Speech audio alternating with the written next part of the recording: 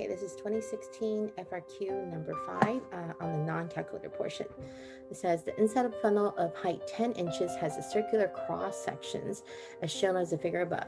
At height h, the radius of the funnel is given by the radius is equal to 1 over 20 times 3 plus h squared, where h is between 0 to 10 inches. The units of radius in h are inches.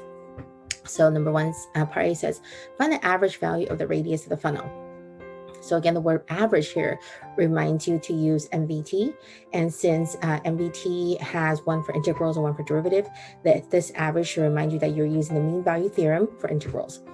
So the radius is given by this function. We want to find the average value of all the radii, right? So you want to use the integral to find all the radii, add them all up. That's what the integral helps you do.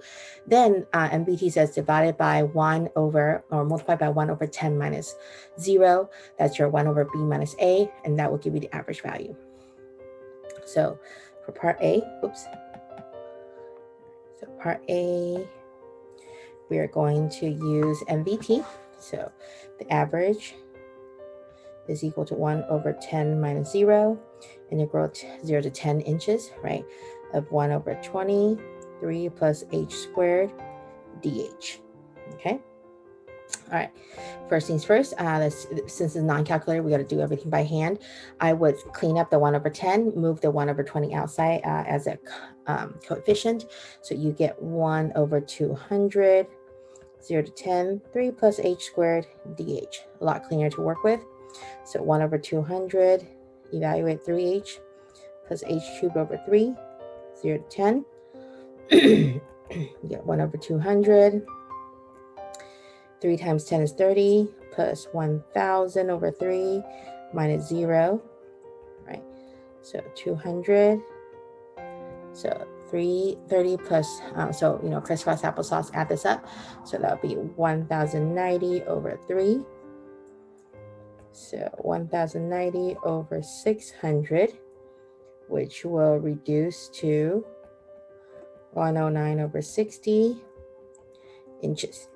That's average radii. Okay, so for part B, it says find the volume of the funnel. So this funnel is, it's not a regular shape, so it's not a cone. We can't really use any of the three-dimensional figure formula that we have from geometry, but we can see that it's just really circles, right? It's circles. So you add all the different circles up from small circles. Small circle, right? And again, you're stacking infinitely many of these, so they're gonna look like they're gonna pile up, right, all the way up to this biggest one. So really, you're just adding up circles. You're adding infinitely many circles to fill up this entire thing. So remember, when we're adding up infinitely many circles, that's where the integral comes in, right? So what are we adding? We're adding circles. So we're adding, the volume of this is 0 to 10 of pi r squared, and my r is defined as h, that's why I put dh, otherwise I would put dx, right? So it's whatever the variable is. It's 1 over 20 times 3 plus h squared. Okay, so let's take out some coefficients. So first of all, pi can come outside, and 1 over 20 squared can come outside, so it becomes 1 over 400. Okay.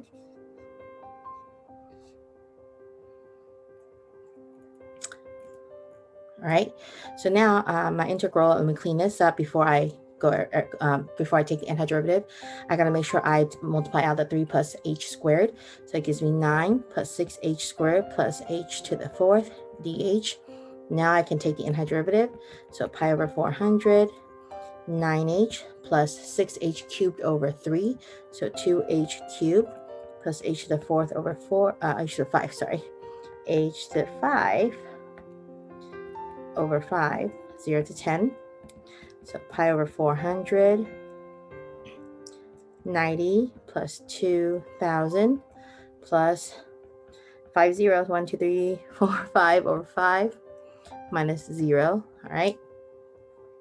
So let's clean this up. Remember, the part where students make the most mistake is the arithmetic, not the calculus part. So make sure you double check.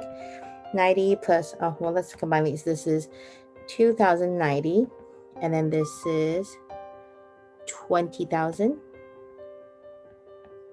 So it's 20,290 pi over 400. So reduce. Don't think it will be any more than that. Yep. And that is your cubic inches of volume. Okay. So for the third problem, for part C, we are dealing with related rates, and I have highlighted all the things we need to see. So it says, at the instant when the height of the liquid is 3 inches, the radius is decreasing at a rate of 1/5 inch per second. At this instant, what is the rate of change of the height with respect to time?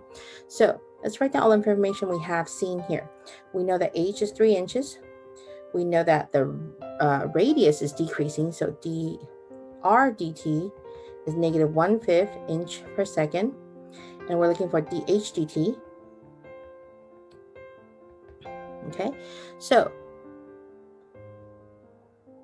we're talking about the water that is draining from this, right? And so the radius of the funnel is given by this formula. So that's the formula we're going to deal with. So we have R equals 1/20, 3 plus h squared. Let's take the derivative, related rates. So dr dt equals 1/20, that's your coefficient. 3 is a constant, so it goes away. 2h dh dt. Okay, now we can clean up and also plug in a few things. We know dr dt is negative 1/5. 2 times 20 is h over 10. So h is 3 inches. So 3/10 dh dt. All right, multiply by 10/3 on both sides. So you will get, well, let's see, there's a lot of cleanup here. So 10/3 multiplied by 10/3, 10/3. So that would clean this up a little bit, and that would give me negative 2/3 equals dH dt. So my height is decreasing at a rate of negative 2/3. Negative 2/3 what? Negative 2/3 inches per second, because that is the same rate as the radius. Okay, all right, that's it for this problem.